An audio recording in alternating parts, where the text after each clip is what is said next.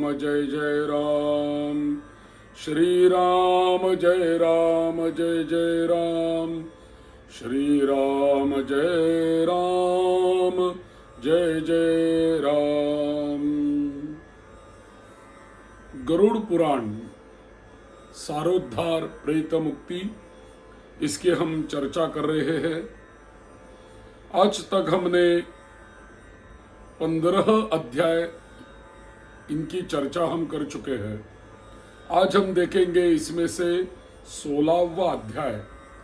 16वां अध्याय, उसमें भगवान क्या कह रहे हैं, देखो मनुष्य शरीर प्राप्त करने की महिमा क्या होती है, और भी धर्माचरण ही मुख्य कर्तव्य कैसे होता है, शरीर और संसार की दुख रूपता क्या होती है, और शरीर की नश्वरता क्या होती है, और हम मोक्ष कैसे प्राप्त कर सकते हैं। मोक्ष धर्म निरूपण, इसके ऊपर चर्चा इस 16वें अध्याय में भगवान करते हैं गरुड़ जी से। तो शुरुआत में गरुड़ जी प्रश्न पूछते हैं, श्रुत्वा मया दया सिंधो यज्ञाना जीव संसृति अधुना श्रोतुमिच्छामि मोक्षोपायम सनातनम।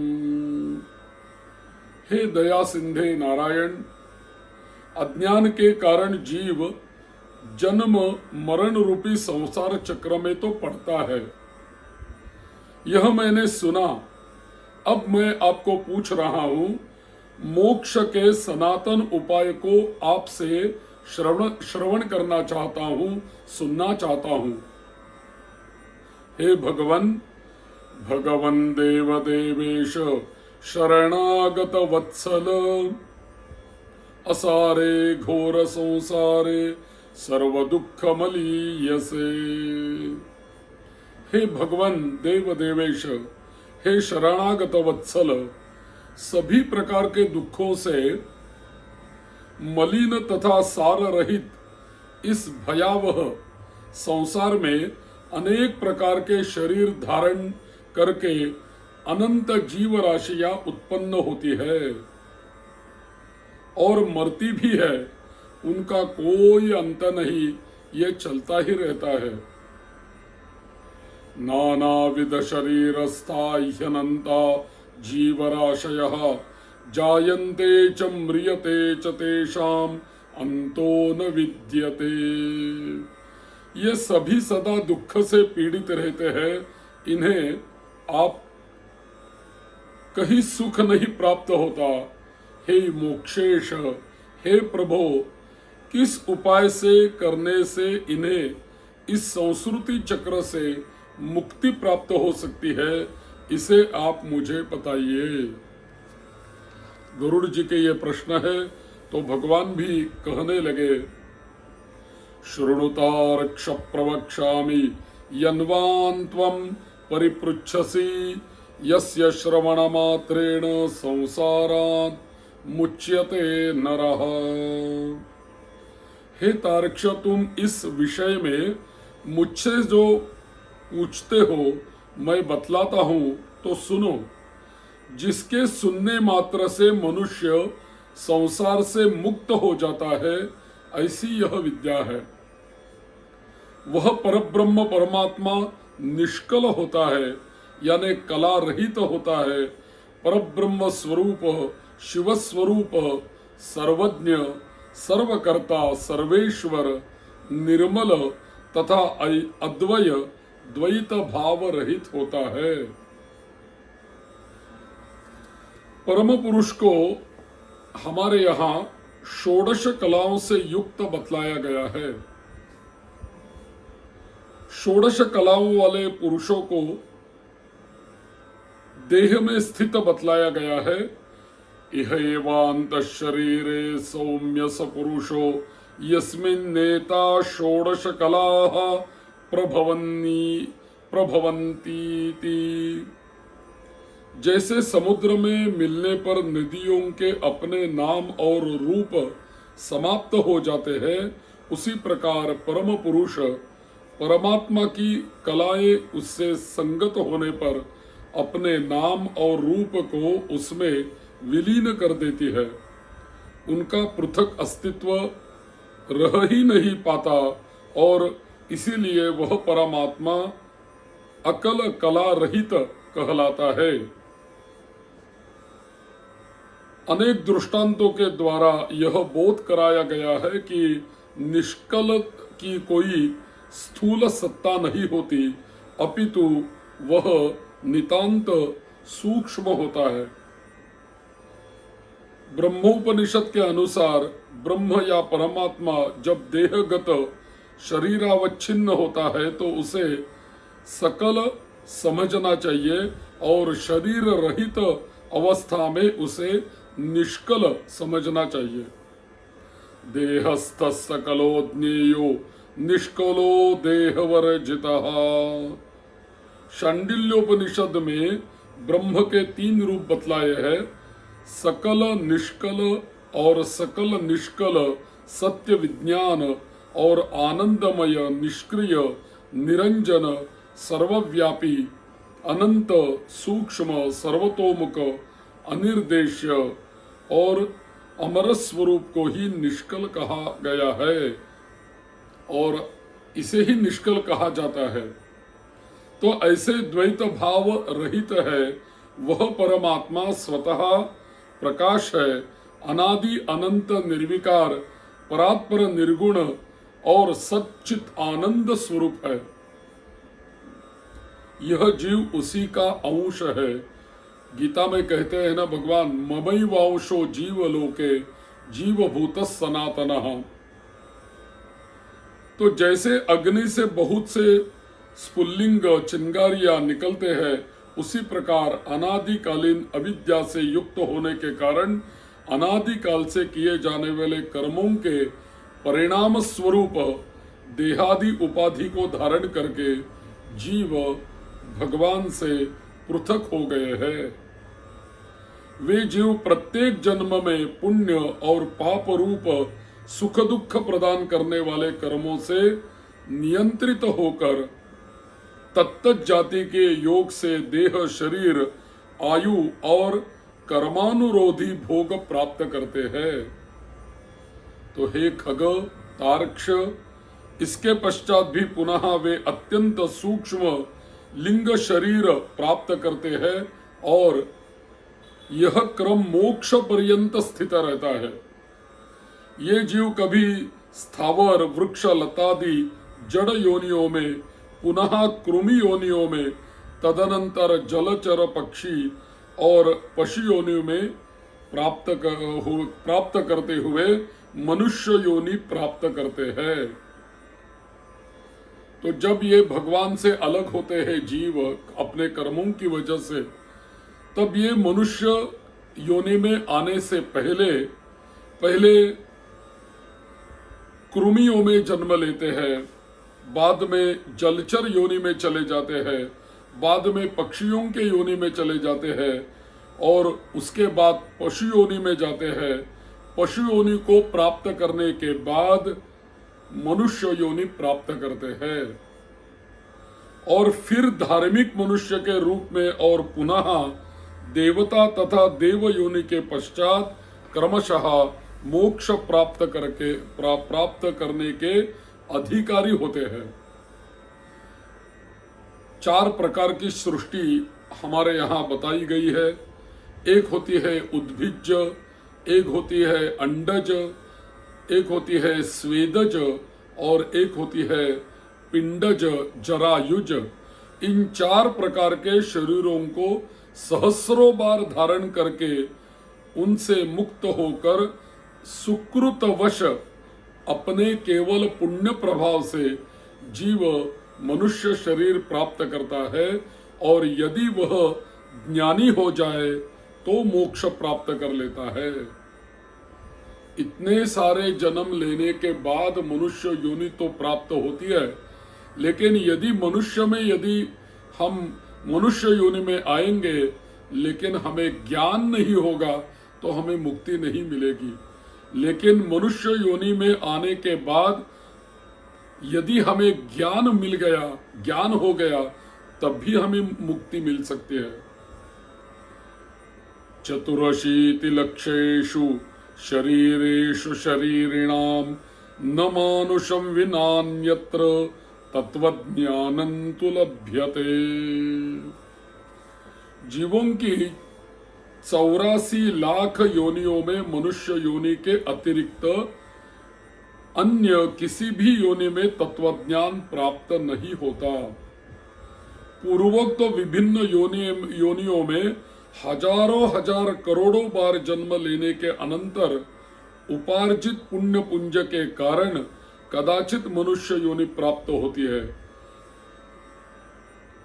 अत्र जन्म सहस्राणाम सहस्रैरपि कोटिभिः कदाचित् लभते जंतुर मानुष्यम पुण्य संचयात।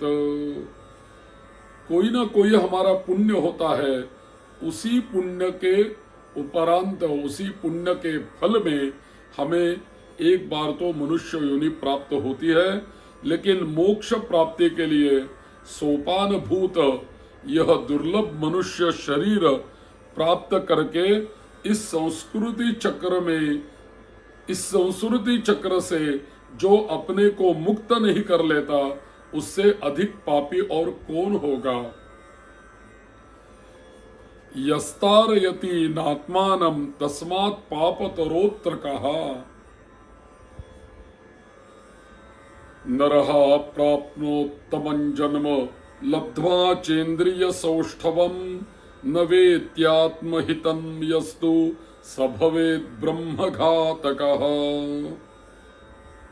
उत्तम मनुष्य शरीर में जन्म प्राप्त करके और समस्त सौष्ठव संपन्न अविकल इंद्रियों को प्राप्त करके भी जो व्यक्ति अपने हित को नहीं जानता, वह ब्रह्म घातक ही मानव होता है।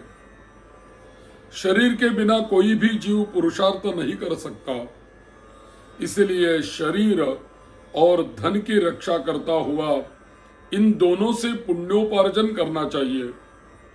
तो देखो, शरीर से भी पुण्य कमाना चाहिए और धन की रक्षा करते करते धन से भी पुण्य का उपार्जन करना चाहिए, पुण्य प्राप्त करना चाहिए। मनुष्य को सर्वदा अपने शरीर की रक्षा करनी चाहिए, क्योंकि शरीर सभी पुरुषार्थों का एकमात्र साधन है।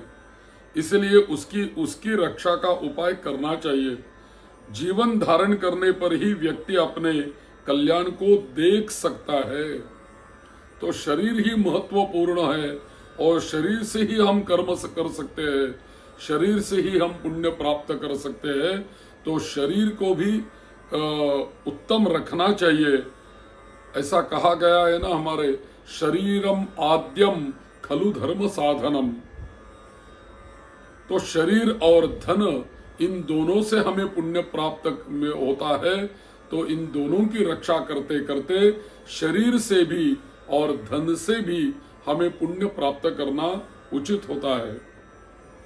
पुनर्ग्रामः पुनः क्षेत्रम पुनर्वित्तम पुनर्गृहम पुनः शुभाशुभं कर्म न शरीरम पुनः पुनः। देखो, गांव, क्षेत्र, धन, घर और शुभाशुभ कर्म पुनः पुनः प्राप्त हो सकते हैं, किंतु मनुष्य शरीर पुनः पुनः प्राप्त नहीं हो सकता। एक गांव कभी बाढ़ में बह गया तो दूसरे गांव में हम जाके निवास कर सकते हैं। कोई क्षेत्र दूषित हो गया तो दूसरे क्षेत्र में हम जा सकते हैं। यदि हमारे पास का धन किसी ने चुराया तो फिर हम धन प्राप्त कर सकते हैं। हमारा घर टूट गया या बिखर गया तो फिर घर बसा सकते हैं, बना सकते हैं, और शुभ और अशुभ कर्म भी हम फिर कर सकते हैं। पुनः पुनः ये हो सकता है। लेकिन यदि जो अपना शरीर है, मानव शरीर है, वह शरीर पुनः पुनः प्राप्त नहीं हो सकता। इसीलिए शरीर रक्षणोपायाः क्रियन्ते सर्वदा बुधैः नेच्छन्ति च पुनस्त्यागम अपि कुष्ठादिरोगिणः। इसीलिए बुद्धिमान व्यक्ति सदा शरीर की रक्षा का उपाय करते हैं और कुष्ठ आदि के रोगी भी अपने शरीर को त्यागने की इच्छा नहीं करते। शरीर की रक्षा धर्माचरण के उद्देश्य से और धर्माचरण ज्ञान प्राप्ति के उद्देश्य से, उसी प्रकार ज्ञान ध्यान एवं योग की सिद्धि के लिए और फिर ध्यान योग से मनुष्य अविलंब मोक्ष प्राप्त कर लेता है। तो शरीर की रक्षा किस लिए करते हैं? शरीर की रक्षा धर्माचरण के लिए करते हैं। यदि हम शरीर की रक्षा करेंगे तब भी हम धर्माचरण कर सकते हैं। यदि शरीर ही नहीं होगा तो धर्माचरण कैसे होगा? तो पहले धर्माचरण होता है। तो धर्माचरण किस लिए करते हैं? धर्माचरण ज्ञान प्राप्ति के लिए हम करते हैं। तो धर्माचरण से ही ज्ञान प्राप्ति होती है और ज्ञान से ही ध्यान, ध्यान से ही योग और इसी से मनुष्य अविलंब मोक्ष प्राप्त करता है। तो इसके बेस में, इसके नींव में शरीर ही महत्वपूर्ण होता है। शरीर के बाद धर्म है, धर्म के बाद ज्ञान है, ज्ञान के बाद ध्यान है और योग है और आगे मोक्ष है। तो इसीलिए नींव क्या है? शरीरम आद्यम, शरीर की रक्षा करनी चाहिए। आत्मैव यदि नात्मानम् अहितेभ्यो निवारयेत कोऽन्यो हुत्यकरस्तस्मात् आत्मानं तारयिष्यति।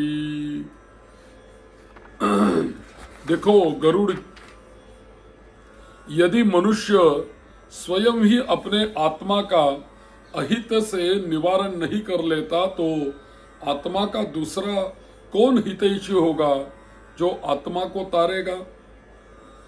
जो जीव मनुष्य के शरीर में रहकर इसी जन्म में नरक रूपी व्याधि की चिकित्सा नहीं कर लेता, वह परलोक में जाने पर जहां औषध भी नहीं प्राप्त है, नरक व्याधि से पीड़ित होने पर फिर क्या कर सकेगा? तो इस जन्म में इस शरीर को कोई यदि व्याधि हो गई हो तो इसके लिए चिकित्सा करनी चाहिए, औषध लेना चाहिए।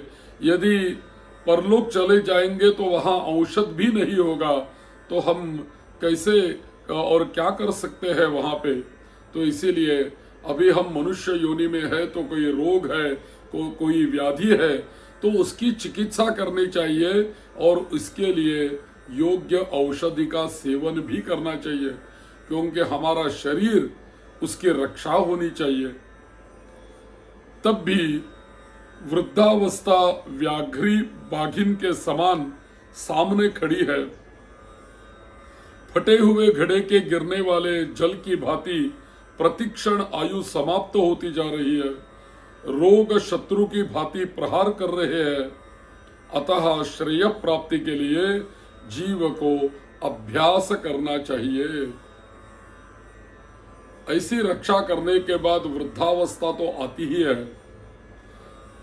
फूटे हुए घड़े में से जैसे जल गिरता ही रहता है, वैसी हमारी आयु प्रतिक्षण समाप्त होती जाती है। और भी रोग जो होते हैं हमारे शत्रु के भांति हमारे ऊपर प्रहार करते ही रहते हैं। तो श्रेय इसमें ही है, हमें अभ्यास करना चाहिए। किसका अभ्यास करना चाहिए? मोक्ष का, ज्ञान का अभ्यास करना चाहिए। यावन्नाश्रयते दुःखं यावन्नायान्ति चापदः यावन्नेन्द्रिय वैकल्यम तावत् श्रेयसमभ्यसेत। जब तक दुख प्राप्त नहीं होता, जब तक आपत्तियां घेर नहीं लेती और जब तक इंद्रियों में वैकल्य, शिथिलता नहीं आ जाता, तब तक श्रेय प्राप्ति के लिए अभ्यास करते रहना ही चाहिए। जब तक हमारी इंद्रियां अच्छे, इंद्रियों में वैफल्य नहीं है, आपत्तियां नहीं है, दुख नहीं है, तब तक श्रेय प्राप्ति के लिए हमें अभ्यास करते ही रहना चाहिए। यावन्नाश्रयते दुःखम यावन्नायान्ति चापदः यावन्नेन्द्रियवैकल्पम तावत् श्रेयस्समभ्यसेत यावत् तिष्ठति देहोऽयं तावत्त्वं समभ्यसेत संदीप्ते कोन भवने कूपं खनति दुर्मतिः। जब तक शरीर है तब तक तत्वज्ञान का अभ्यास करना चाहिए। भवन में आग लग जाने पर कौन ऐसा दुर्बुद्धि मनुष्य है जो कुआं खोदना प्रारंभ करता है। बहुविध सांसारिक कार्य प्रपंचों में व्यस्त रहने के कारण काल का ज्ञान नहीं होता। यह क्लेश की बात है कि मनुष्य अपने सुख और दुख हित की बात को नहीं समझता। संसार में जीवों को उत्पन्न होते हुए, रोगादि दुखी होते हुए, मृत्यु प्राप्त करते हुए और आपत्तिग्रस्त तथा दुखी देखकर भी सांसारिक मनुष्य मोह रूपी मदिरा को पीकर पूर्वोक्त जन्म मरणादि रूपी विविध क्लेशों से कभी भी भयभीत नहीं होता। संपत्ति स्वप्न के समान नश्वर क्षणभंगुर है। यौवन भी पुण्य के समान मुरझा जाने वाला है। यौवन भी जो होता है वो पुष्प के समान मुरझा जाने वाला है। आयु बादलों में चमकने वाली बिजली के समान चंचल है। यह सब जानते हुए भी मनुष्य को कैसे धैर्य हो सकता है। संपद स्वप्न संकाश यौवनम कुसुमोपमं तडिच्च फलमायुष्यं कस्यस्या जानतो धृतिः। इसीलिए शतञ्जीवितमत्यल्पं निद्रालस्यैस्तदर्धकं बाल्यरोग जरा दुःखैरल्पं तदपि निष्फलम्। एक तो मनुष्य की 100 वर्ष की आयु ही बहुत थोड़ी है, उसमें भी निद्रा और आलस्य के वशीभूत होकर उसका आधा भाग बीत जाता है, और जो शेष है वह भी बाल्यावस्था, रोग और जरा में होने वाले दुख से चला जाता है, और जो थोड़ा बचा वह भी निष्फल ही बीत जाता है।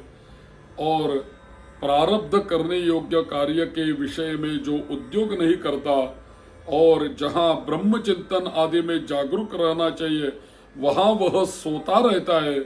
इसके विपरीत जहां सदा सदा भय विद्यमान है उस संसार में वहां वह विश्वस्त है। ऐसा जो मनुष्य है वह अभागा क्यों नहीं मारा जाएगा। जल में उठने वाले फेन के समान अतीव क्षणभंगुर देह को प्राप्त करके जीवात्मा उसमें स्थित रहता है।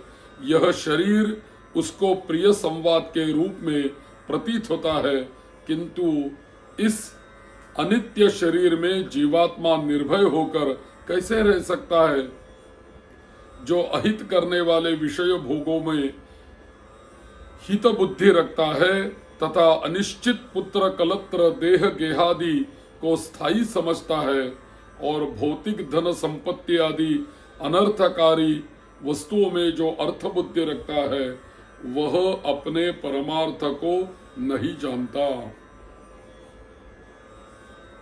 जो यह जगत किसी का नहीं हुआ ऐसा देखते हुए भी गिर रहा है और आत्म ज्ञान विषयक वचनों को सुनते हुए भी जिसे बोध नहीं होता, पढ़ करके भी उसका अर्थ नहीं समझता, ऐसा इसलिए होता है कि जीव भगवान की माया से मोहित है। तात्पर्य है कि ईश्वर की माया से मोहित होने के कारण मनुष्य आंखों से देखते हुए भी गिर पड़ता है। अर्थात आत्मज्ञान और ध्यान योग से मोक्ष होता है। यह तथ्य जानते हुए भी मोक्ष मार्ग से भ्रष्ट हो जाता है। वह ज्ञान की बातों या आत्मज्ञान विषयक उपदेशों को सुनते हुए भी उसका तात्पर्य नहीं समझ पाता और धर्म एवं मोक्ष की प्राप्ति के उपायों का प्रतिपादन करने वाले शास्त्रों को पढ़ते हुए भी उनका अर्थ नहीं जान पाता।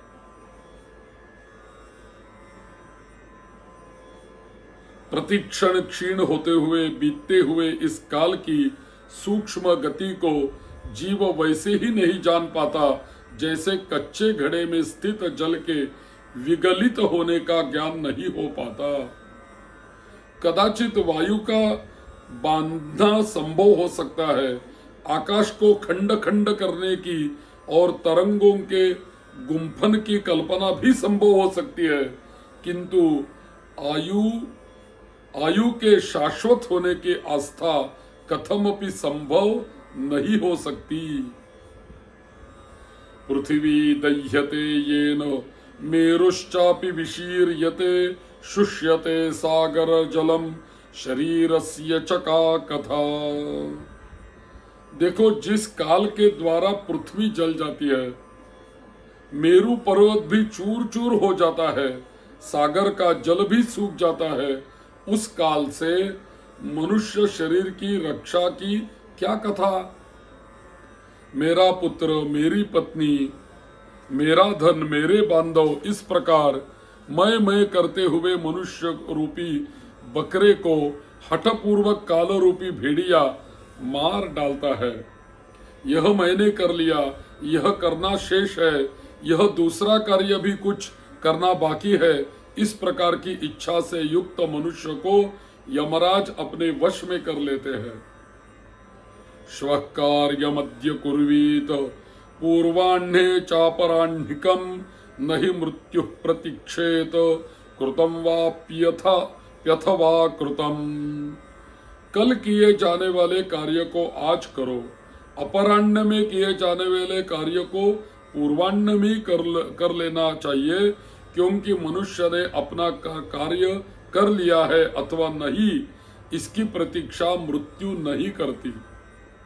वृद्धावस्था जिसको रास्ता दिखाने वाली है, अत्युग्र रोग ही जिसके सैनिक है, ऐसे मृत्यु रूपी शत्रु के तुम सम्मुख स्थित हो, फिर उस प्रबल शत्रु से रक्षा करने वाले परमात्मा की ओर क्यों नहीं देखते, अर्थात उसके ओर उन्मुख क्यों नहीं होते।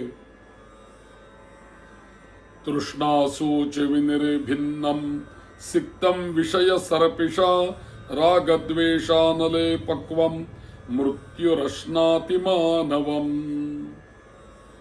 तृष्णा रूपी शूल में बिंधे हुए और विषय वासना रूपी घिसे सिंचे हुए तथा राग द्वेष रूपी अग्नि में पके हुए मनुष्य को मृत्यु खा जाती है। यह जगत ऐसा है कि इसमें मृत्यु बालकों, युवकों, वृद्धों और गर्भस्थ जीवों सभी को ग्रस्त लेती है। जब जीव अपने देह को भी यही छोड़कर यमलोक को चला जाता है, तो फिर स्त्री, माता, पिता और पुत्रादि से किस प्रयोजन से संबंध स्थापित किया जाए। प्रभवं सर्व दुखानाम आलयं सकलापदाम आश्रयं सर्व पापानाम संसारम वर्जयेत क्षणात्। यह संसार दुख का मूल कारण है, इसलिए इस संसार से जिसका संबंध है वही दुखी है, और जिसने इस जगत का त्याग किया वही मनुष्य सुखी है। दूसरा कोई भी कहीं भी सुखी नहीं है। यह संसार सभी प्रकार के दुखों का उत्पत्ति स्थान है, सभी आपत्तियों का घर है और सभी पापों का आश्रय स्थान है। इसीलिए ऐसे संसार को क्षण मात्र में त्याग देना चाहिए। लौहदारुमयैः पाशैः पुमान् बद्धो विमुच्यते पुत्रदारमयैः पाशैर्मुच्यते न कदाचन। लोह एवं लकड़ी से बने हुए पाशों से बंधा हुआ मनुष्य मुक्त हो सकता है, किंतु पुत्र और पत्नी रूपी पाशों से बंधा मनुष्य कभी भी मुक्त नहीं हो सकता। मनुष्य अपने मन को प्रिय लगने वाले जगत में जितने पदार्थों से संबंध बनाता है, उतने ही अधिक शोक के कीले उसके हृदय में गढ़ते जाते हैं।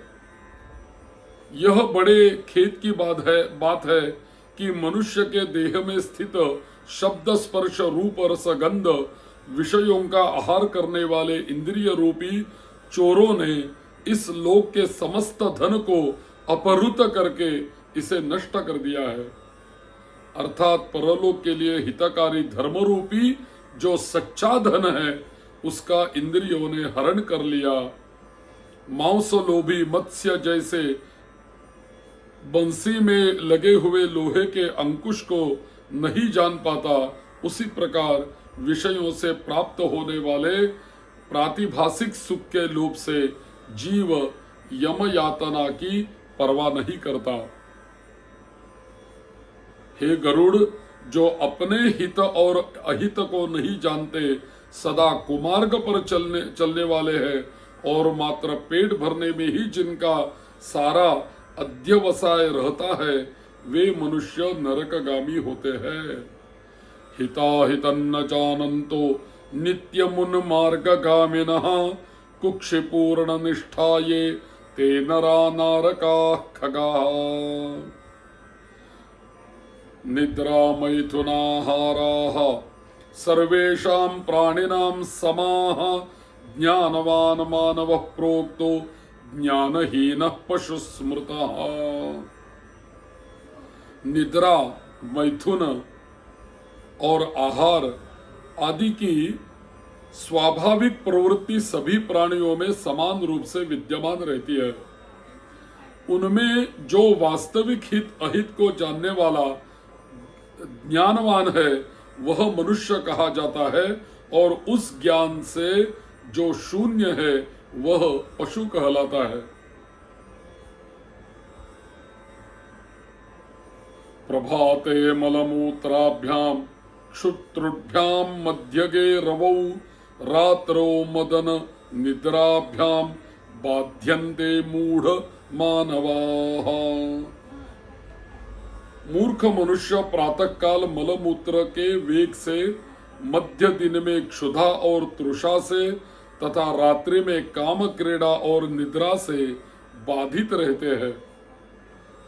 यह खेद की बात है कि अज्ञान से मोहित होकर सभी जीव अपनी देह, धन, पत्नी आदि में आसक्त होकर बार बार पैदा होते हैं और मर जाते हैं। इसीलिए देह, गेह, पुत्र, कलत्र आदि के साथ सदा आसक्ति का त्याग कर देना चाहिए, और यदि अपने विवेक बल से उसका सर्वथा त्याग न हो सके तो उस आसक्ति भाव को देह गेहादि से हटाकर महापुरुषों के साथ संबंध बनाना चाहिए, क्योंकि संत पुरुष संसारासक्ति रूपी रोग के भेषज होते हैं। सत्संगश्च विवेकश्च निर्मलं नयनद्वयं यस्य नास्ति नरसोऽन्धः कथं न स्यादमार्गगः। सत्संग और विवेक, ये दोनों ही व्यक्ति के दो निर्मल नेत्र है। जिस व्यक्ति के पास ये नहीं है, वह अंधा है। वह अंधा मनुष्य कुमार्गगामी क्यों नहीं होगा? अपने अपने वर्ण और आश्रम के लिए शास्त्र बोधित आचारों का पालन करने में संलग्न रहने वाले सभी मनुष्य यदि परम धर्म भगवान के चरणों में स्वारसिक प्रीति संपादन साधनीभूत भगवत भक्ति को नहीं जानते, तो वे दंभाचारी व्यर्थ में नष्ट हो जाते हैं। नाम मात्रेण संतुष्टाः कर्म कांड रता नराः मंत्रोच्चारण होमाद्यैर भ्रामिताः क्रतु विस्तरैः। कुछ लोग अनेक प्रकार की क्रियाओं को करने का प्रयत्न करते हैं, और कुछ अन्य व्रत उपवास आदि में संलग्न रहते हैं। अज्ञान से आवृत आत्मा वाले कुछ लोग ढोंगी बनकर विचरण करते हैं। कर्म कांड में आस्था रखने वाले मनुष्य शास्त्र बोधित नाम मात्र की फलश्रुतियों से संतुष्ट होकर करके मंत्रोच्चारण और होमादि कृत्यों से तथा यज्ञ से विस्तृत विधानों से भ्रांत रहते हैं, उन्हीं में उलझे रहते हैं। मेरी माया से विमोहित होकर शरीर को सुखाने वाले मूर्ख लोग एक भुक्त उपवास आदि व्रतों का आचरण करके परोक्ष परम गति को प्राप्त करना चाहते हैं।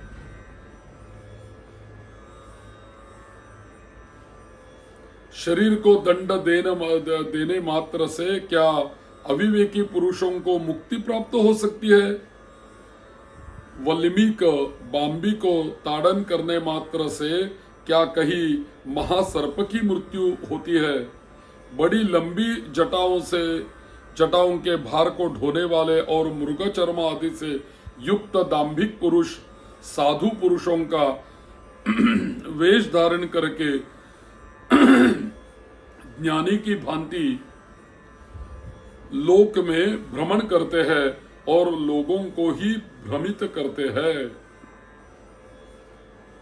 सांसारिक सुख विषय आसक्ति में आसक्त जो व्यक्ति मैं ब्रह्मज्ञानी हूँ ऐसा कहता है, वह कर्म मार्ग तथा ब्रह्म मार्ग दोनों मार्गों से भ्रष्ट हो जाता है। उसे चांडाल की भांति छोड़ देना चाहिए। संसार में, घर में और अरण्य में लज्जा त्याग कर समान रूप से नग्न होकर गर्दभ आदि पशु भी विचरण करते हैं, तो क्या इस आचरण से वे संसार से विरक्त हो जाते हैं क्या? यदि मिट्टी और भस्म के धारण करने मात्र से मनुष्य मुक्त हो जाए, तो मिट्टी और भस्म में शयन करने वाला वह कुत्ता भी क्या मुक्ति प्राप्त कर लेगा? घास पात और जल का आहार करने वाले तथा निरंतर जल में निवास करने वाले शृगाल, चूहे तथा मृग आदि पशु भी क्या तपस्वी योगी हो जाते हैं? अर्थात अन्न छोड़ देने, ग्राम या नगर में निवास छोड़कर वन में रहने मात्र से कोई सन्यासी नहीं हो जाता। तृणपर्णोदकाहाराः सततं वनवासिनः जम्बुकाखु मृगाद्याश्च तापसास्ते भवन्ति किम् आजन्म मरणान्तञ्च गंगादितटिनी स्थिताः मंडूक मत्स्य प्रमुखा योगिनस्ते भवन्ति किम्। मंडूक, मेढक और मत्स्य आदि जलचर जीव जन्म से लेकर मृत्यु पर्यंत गंगादि नदियों में निवास करते हैं, तो क्या वे योगी हो जाते हैं? कबूतर शील वृत्ति कंडक का आहार करने वाले हैं तथा चातक कभी भी भूमि पर स्थित जल को नहीं पीते, तो क्या इससे वे व्रती हो जाते हैं क्या? इसीलिए हे खगेश्वर, पूर्वोक्त संपूर्ण कर्मानुष्ठान केवल लोक रंजन मात्र के लिए है। मोक्ष का कारण तो साक्षात तत्वज्ञान ही होता है। तस्मादित्यादिकं कर्म लोक रंजन कारकम मोक्षस्य कारणम साक्षात तत्वज्ञानम खगेश्वर।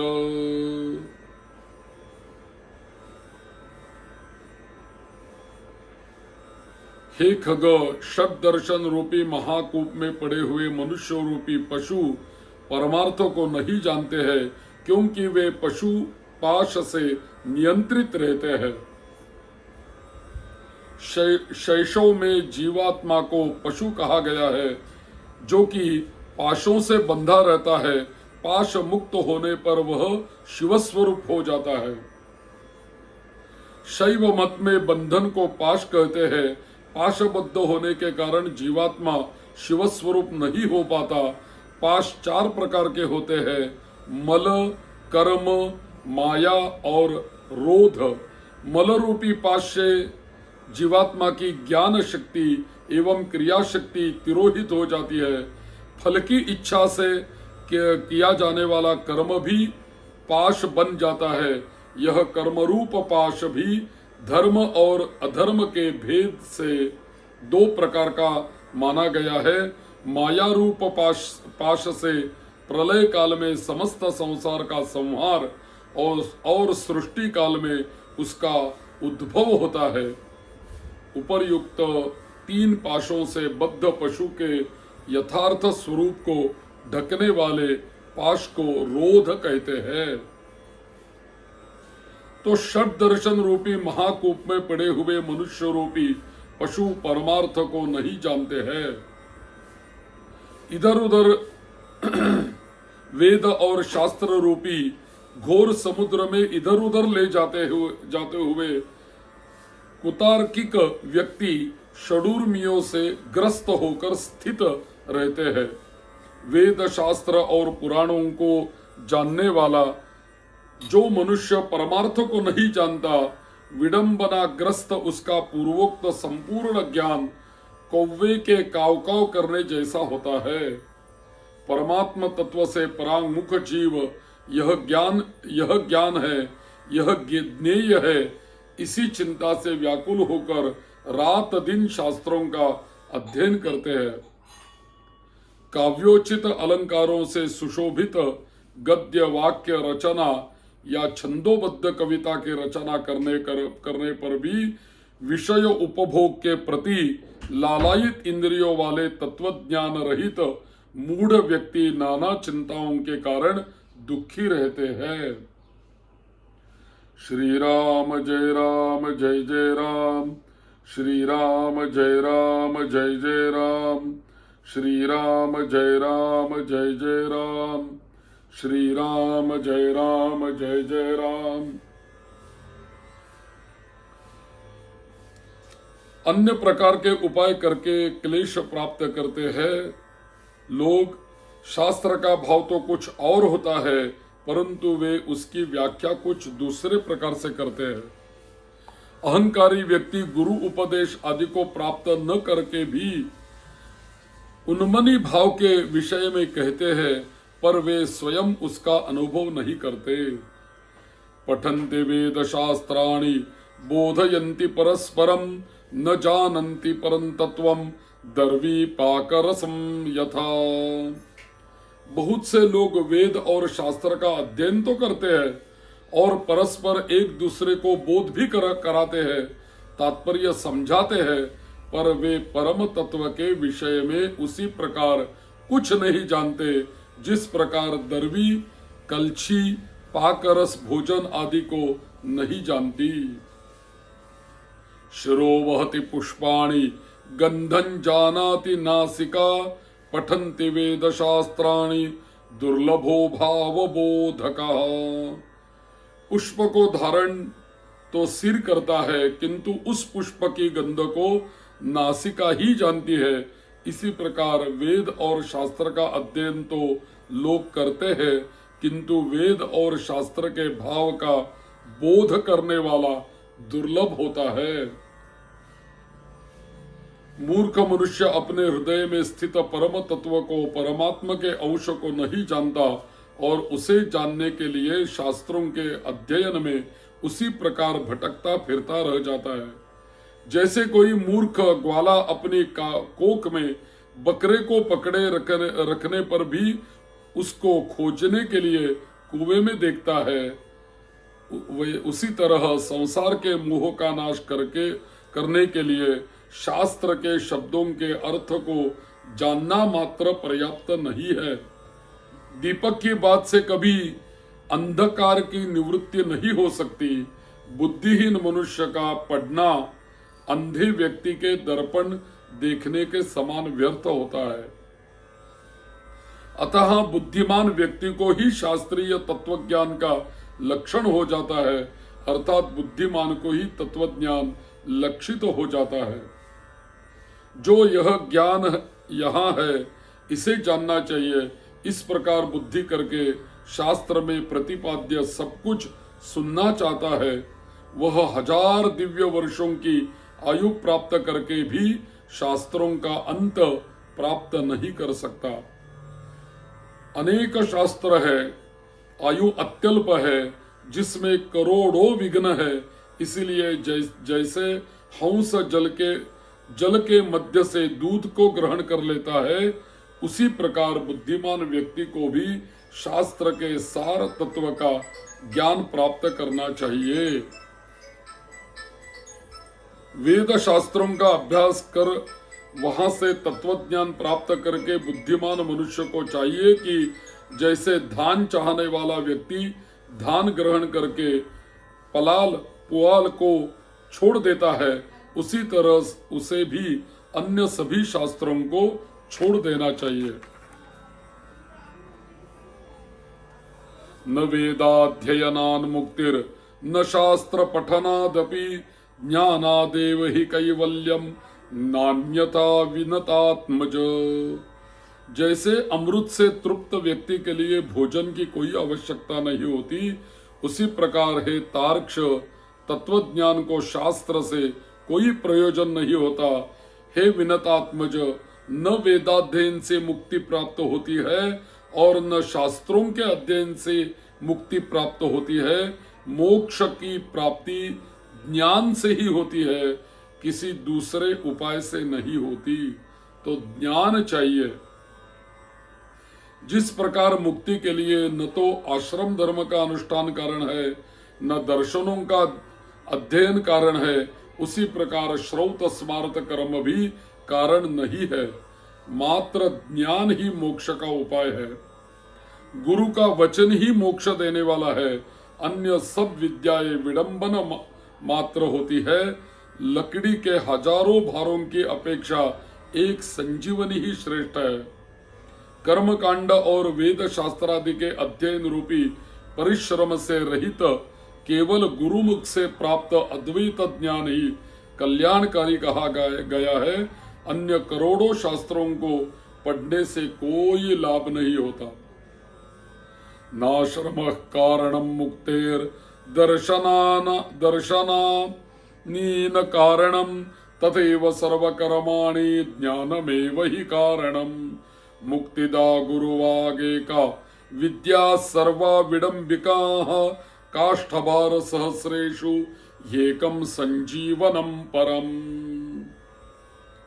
वेदादि आगम शास्त्रों का अध्ययन तथा विवेक, इन दो साधनों से ज्ञान की प्राप्ति होती है।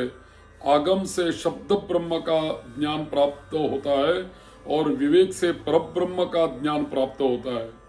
कई विद्वान अद्वैत को वास्तविक परम तत्व स्वीकार करते हैं और कुछ अन्य विद्वज्जन द्वैत तत्व की ही प्रतिष्ठा चाहते हैं, किंतु द्वैत और अद्वैत से पृथक सभी के लिए समान रूप से स्वीकार्य परम तत्व को कोई नहीं जानता। न मम मेरा नहीं है और मम मेरा है, ये दो पद भावना ही बंधन और मोक्ष के कारण है। देह गेह और पुत्र कलत्रादि में मम बुद्धि करने से प्राणी बंधन को प्राप्त होता है और मेरा नहीं है, इस प्रकार की भावना करने से मुक्त हो जाता है।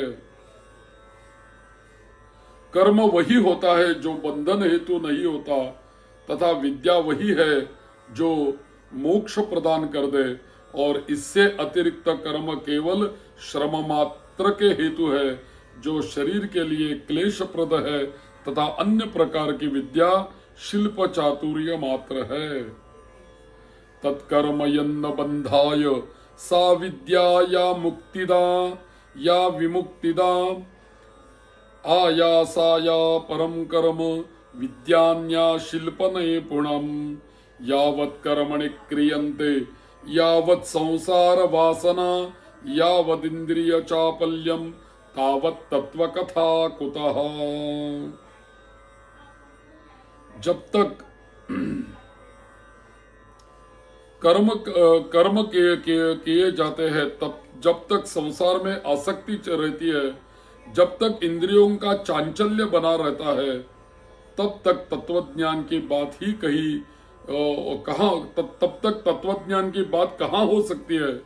जब तक देहाभिमान, देह को अपना स्वरूप मानना है, जब तक ममता रहती है, जब तक प्रयत्नों का वेग रहता है, जब तक संकल्प की कल्पना होती रहती है, जब तक मन स्थिर नहीं हो जाता, जब तक शास्त्र का चिंतन नहीं किया जाता, जब तक गुरु की कृपा नहीं प्राप्त होती, तब तक तत्वज्ञान की चर्चा ही कहाँ होती है।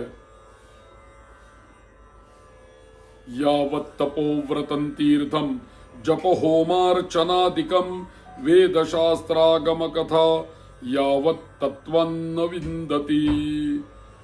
तप, व्रत, तीर्थ, जप, होम और पूजा आदि सत्कर्मों का अनुष्ठान तथा वेद शास्त्र और आगम की कथा तभी तक उपयोगी है जब तक जीव को तत्वज्ञान प्राप्त नहीं हो जाता। इसलिए है तार्क्ष, यदि अपने मोक्ष की इच्छा हो तो सर्वदा संपूर्ण प्रयत्नों का सभी अवस्थाओं में निरंतर अनुष्ठान करके तत्वज्ञान की प्राप्ति में संलग्न रहना चाहिए। जो प्राणी आदि भौतिक, आदि दैविक, आध्यात्मिक तापत्रय से सदा संतप्त रहता है, उसे मोक्ष वृक्ष की छाया का आश्रयण करना चाहिए। जिस मोक्ष वृक्ष उसका पुष्प धर्म और ज्ञान स्वरूप है तथा फल स्वर्ग एवं मोक्ष है। इसलिए श्री गुरुमुख से आत्म तत्व विषय ज्ञान प्राप्त करना ही चाहिए। ज्ञान हो जाने पर प्राणी इस घोर संसार बंधन से सुखपूर्वक मुक्त हो जाता है। हे तार्क्ष, मैं तत्वज्ञानी पुरुष के द्वारा किए जाने वाले अंतिम कृत्य के विषय में तुम्हें बताता हूँ, सुनो। जिस उपाय को करके जीव को ब्रह्म निर्वाण सौज्ञक मोक्ष की प्राप्ति होती है। अंतकाले तु पुरुष आगते गत साध्वसः छिन्द्याद संगशस्त्रेण स्पृहान देहे नुये चतम। अंतकाल के आ जाने पर पुरुष भय छोड़कर अनासक्ति रूपी शस्त्र से देह गेहादि विषयक ममत्व को काट डाले। वह धीर पुरुष घर से निकलकर पवित्र तीर्थ के जल में स्नान करके पवित्र और एकांत देश में विधिवत आसन लगाकर बैठ जाए और शुद्ध परम त्रिवृत्त ब्रह्माक्षर अर्थात ओंकार का मन से अभ्यास करे तथा ब्रह्म बीज स्वरूप ओंकार का निरंतर स्मरण करके श्वास को जीत कर मन को नियंत्रित करे। अभ्यसेन मनसा शुद्धम त्रिवृत ब्रह्माक्षरम परम मनो यच्छेजित श्वासो ब्रह्म बीज सविस्मरन्।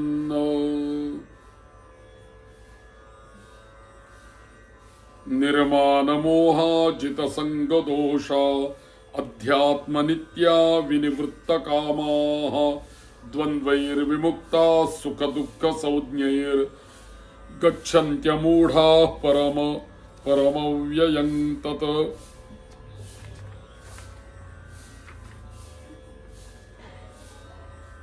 बुद्धि रूपी सारथी की सहायता से मनोरूपी लगाम के द्वारा इंद्रियों को विषयों से निगृहित कर ले और कर्मों के द्वारा अक्षिप्त मन को बुद्धि की सहायता से शुभ अर्थ में अर्थात परम ब्रह्म के चिंतन में लगा दे।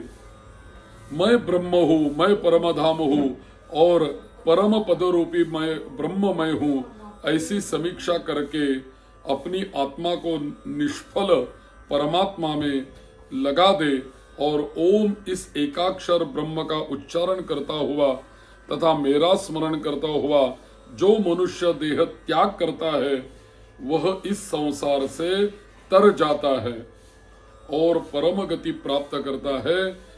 मान और मोह से रहित तथा आसक्ति से उत्पन्न होने वाले दोषों को जीत लेने वाले, नित्य अध्यात्म चिंतन करने वाले, सभी प्रकार की कामनाओं से निवृत्ति प्राप्त कर लेने वाले, सुख दुखादि द्वंद्वों से मुक्त ज्ञानी पुरुष उस शाश्वत अविनाशी परम पद को प्राप्त होते हैं। जो व्यक्ति राग और द्वेष रूपी मूलों का अपहरण करने वाले ज्ञान रूप जलाशय और सत्य स्वरूप जल वाले मानस तीर्थ में स्नान करता है वह मोक्ष प्राप्त कर लेता है। ज्ञान हृदय सत्य जले राग द्वेष मलापहे यस्नाति मानसे तीर्थे सवै मोक्षमवाप्नुयात्।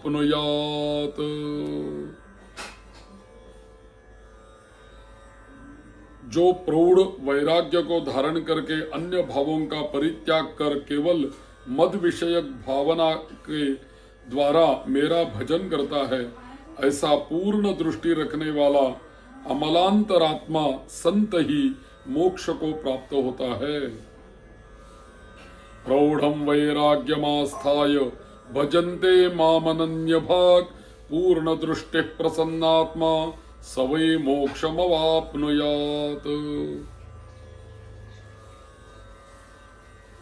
तीर्थ में मृत्यु हो जाए इस उत्कंठा से उत्सुक होकर जो अपने घर का परित्याग करके तीर्थ में निवास करता है और मुक्ति क्षेत्र में मरता है वही मोक्ष प्राप्त करता है।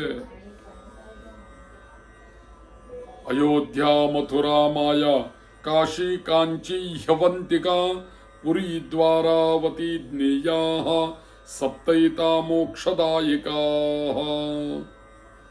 अयोध्या मथुरा माया कनखल हरिद्वार काशी कांची अवंतिका द्वारावती द्वारका यह 7 पुरियां मोक्ष देने वाली है।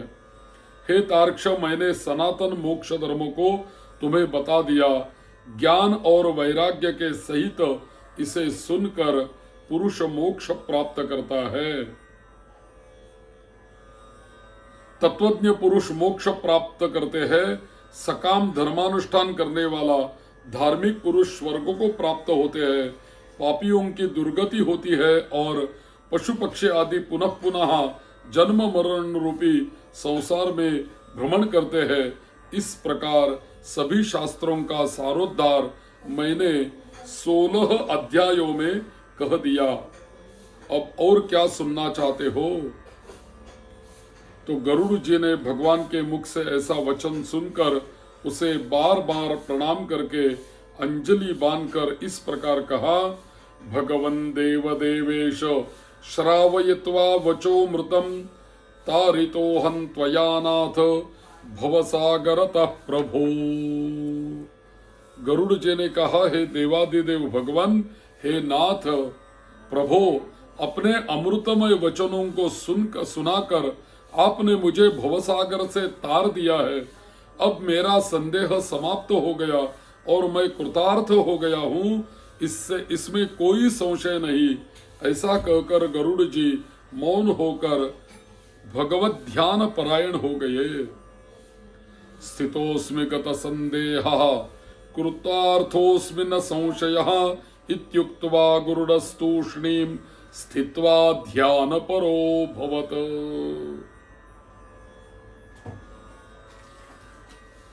स्मरणात् दुर्गतिहर्ता पूजन यज्ञेन सद्गतेर्दाता यः परया निज भक्त्या ददाति मुक्तिं स मां हरिः पातु। स्मरण करने से जो दुर्गति का हरण कर लेते हैं, पूजन और यज्ञ के द्वारा जो सद्गति प्रदान करते हैं और अपनी परम भक्ति के द्वारा जो मुक्ति प्रदान करते हैं, वे हरि मेरी सदैव रक्षा करे। इति श्री गरुड़ पुराणे सारोद्धारे भगवद गरुड़ संवादे मोक्ष धर्म निरूपणो नाम षोडशोऽध्यायः। श्री राम जय राम जय जय राम, श्री राम जय राम जय जय राम, श्री राम जय राम जय जय राम। नमो भगवते वासुदेवाय, नमो भगवते